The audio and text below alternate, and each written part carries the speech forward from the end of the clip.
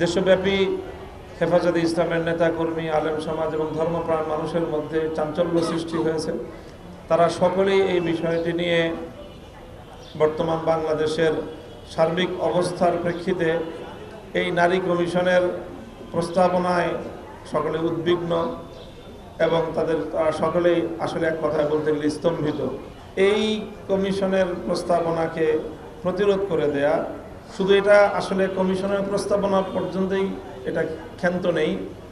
আমরা জানি যে প্রস্তাবনা দাখিল করার সাথে সাথে প্রধান উপদেষ্টার অফিসিয়াল ভেরিফাইড ফেসবুক পেজ থেকে সেই প্রস্তাবনার মূল চুম্বক অংশটাকে প্রচার করে সেখানে প্রত্যয় ঘোষণা করা হয়েছে যে এই সরকার তার শাসনামলেই যত দ্রুত সম্ভব নারী কমিশনের প্রস্তাবনাগুলোকে বাস্তবায়ন করার উদ্যোগ নেবে তারা।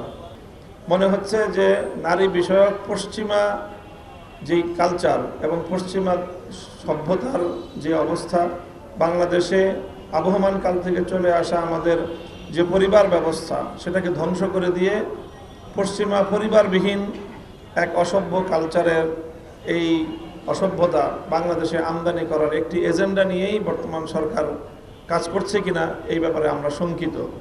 যদি এমনটি হয়ে থাকে তাহলে সেটা বাংলাদেশের মানুষ কোনোভাবেই বরদাস্ত করবে না।